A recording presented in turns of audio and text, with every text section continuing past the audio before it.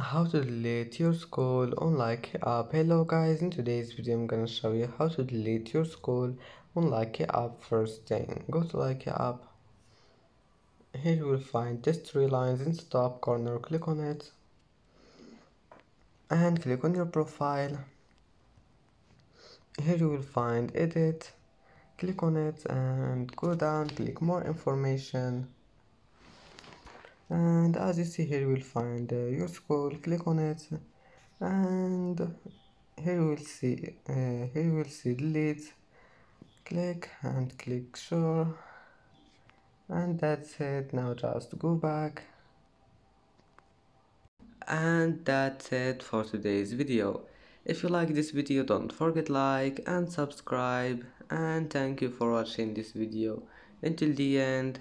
And now see you in the next video.